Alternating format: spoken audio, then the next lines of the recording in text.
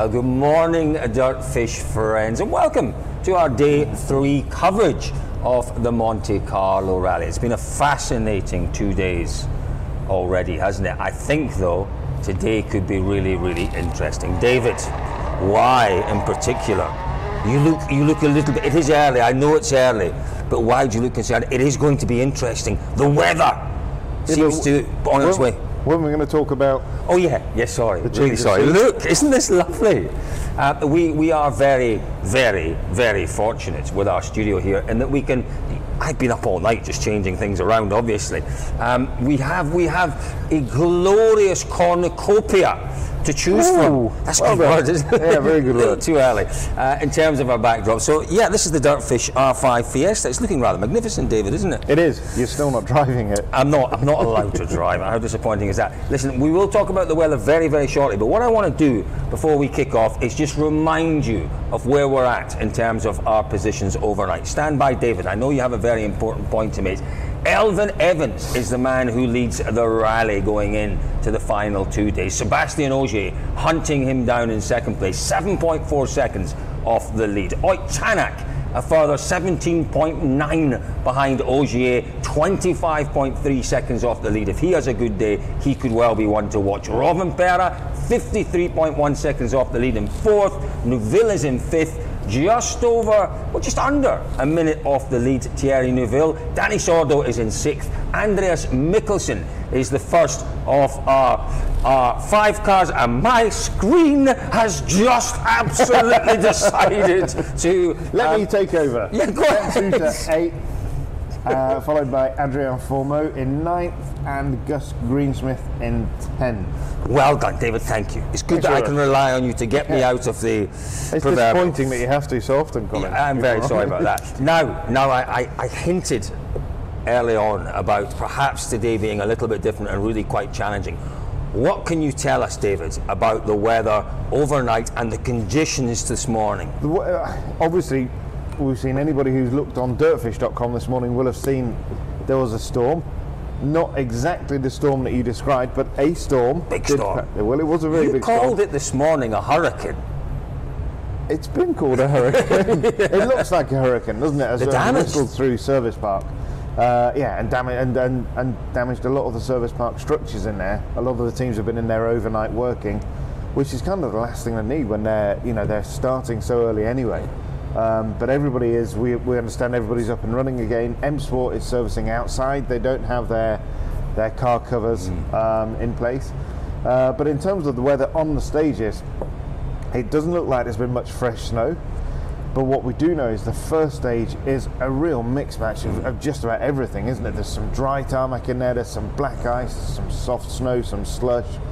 It's all in there. And that's almost the most challenging of conditions, isn't it? Where it's changing constantly. Absolutely. The second stage of the day, it is much more constant soft snow, isn't it? There's a lot more there, and you kind of know from corner to corner what grip you're going to have and what it's going to be like. But I think the big thing that we need to talk about in this first one is, of course, it's the same stage that Oyt Tanak crashed on last year. And we do know that they've put a chicane in just to slow the cars, take a little bit of speed out of the cars on the way into that remarkably fast downhill with the compression into the fast left, where he just lost it. Yeah, they put a chicane there, haven't they? Which somebody asked him on the eve of the event, is it a good idea?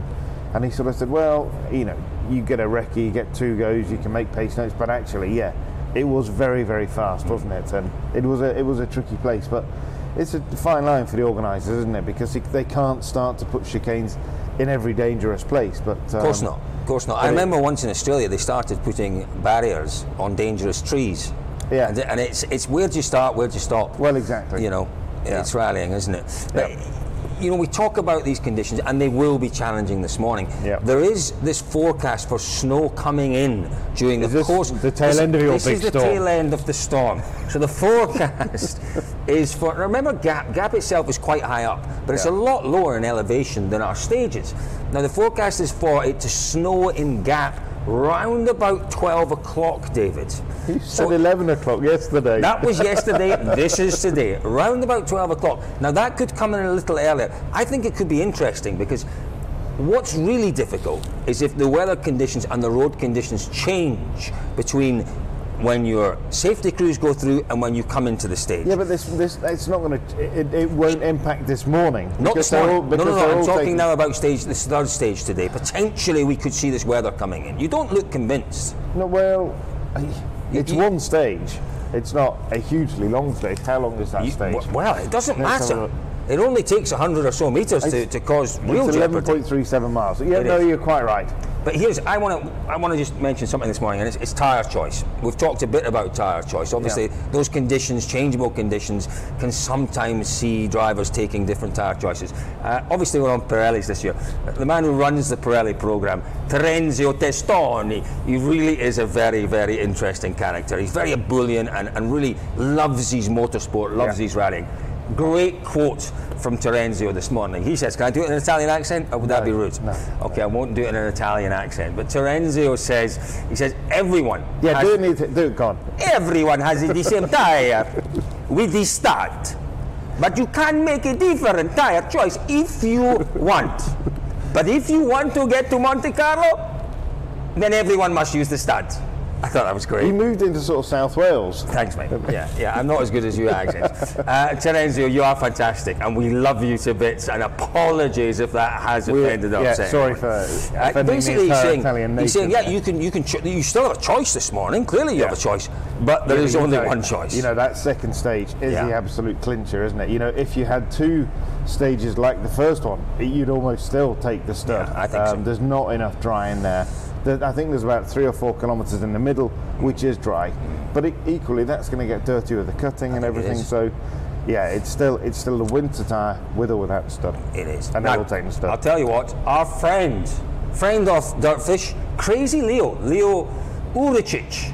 Leo, I'm sorry, I think I maybe pronounced your surname again a little wrongly. 2 times Canadian rally champion. He's been through the stage and he sent us this little summary of how he found the opening stage of the morning. Good morning, ladies and gentlemen. 6:25 a.m. Reporting from Sean Johnson's gravel crew car. The stage 9 is amazingly different than it was on the recce. Where there was ice and snow, it's slightly different ice and snow, and in some places it's not even there. Where there was dry tarmac, it is ice now. It is black ice, it is frost, it's all kinds of crazy ice you can think about. I'll just give you one example of something that really stands out. There's a section where corner grip is actually good for ice, but the braking grip is absolutely terrible. So I think this is the one where if you had a good relationship, a rapport, understanding with your ice notes crew, and you had the experience to trust, because this would take experience, you can make up tons of time or lose tons of time. But it's really, every corner is so different. It's different to the point where even the cuts are different. Like where you should have cut before, now you don't want, and maybe where before you didn't want, now you want to because the ice. It is so interesting. And the last thing, for those who do track driving, there's lots of places where I would use wet line there. Guess why? Let us know. Awesome stuff. So David, really, as we've already said, challenging conditions out there. Yeah. In terms of what might happen today, it is a short day, 57, 58 kilometres, 35 or so miles, but a lot can happen. What do we expect to see? It's such a difficult one, isn't it? We mentioned this last night. You know, what does Elfyn do? Does he race for first? For me, he's got to look at the longer game now, look at the championship. It'll be very, very difficult to keep Sébastien Ogier behind. I think it will. And maybe he needs to focus a bit more on Tanak. Tanak, would it be in the back of Tanak? He's already said that it's not in his mind. It was a long time since last year. But as you go into that stage, you know, it was a big enough shunt that you are going to remember that, aren't you? Well, of course you're going to, but it looks different. It was different on the recce with the. I don't think Tanak will give it a second thought. Will Tanak push? Will Tanak get past Elfyn? Well, let's have a look at it again. He's 17.9 behind Elfyn Evans, 25 off the lead. Behind Ogier, sorry. He's 25 behind Evans. I think that's a lot. That's a lot. It is a lot, to make up. But what we saw last night and yesterday were some really big swings, particularly in Ogier's favour. You're 14, 15 seconds in a single stage. That was a reflection, wasn't it, of the conditions? Well, but again, no, I think this is the Monte. On a tarmac rally, a dry tarmac rally, if you can take 2 or 3 or gaps are 4 small. seconds, in a stage, that's a good result. Yeah. But here, if it goes your way, if you're brave, if you get a little bit of luck, you might need a bit of luck, you can take 14, 15 You're dead seconds. right there, Col. I was completely wrong. And actually, we can still see today, we'll see Tanak. bigger gaps than those. You know, I think so. you look at someone like Sordo, who came back out of nowhere. We're just going in to the finish it final on that stage. because David Evans, just for the first time, has said I'm right. That is the point that I want to finish things. Sorry to interrupt you, fair David. One of 2 of our viewers saying that you look a little annoyed at me at times. It's just our relationship, isn't it? No, I'm consistently annoyed with you. Some things never change. Right. I am going to give you a quick summary of where I think we're going to be at the end of the day. Right. I think Ogier will master these conditions. I think Tanak will go for it. We're either going to see it's oh, I wanted to use a slightly rude term there. It'll be an all for nothing push, I think, for Tanak today, and an all or nothing. 6 seconds behind Kelly. I don't know. I really don't know. Listen, this is the thing. I don't know, David. I don't know. I'm going to give up on predicting today. You don't know? I don't. Well, that's a good place to stop. I'm not sure That I've is a ever good- heard you say you don't know something. Right. Folks, it is such a fascinating day. It is a short day ahead of us here in Monte Carlo, but it's a fascinating one, that is for sure. Yeah. Action gets underway at 6:30 local time. We will be watching it all for you, and we will be reporting back through the course of the day. Stay with us at dirtfish.com.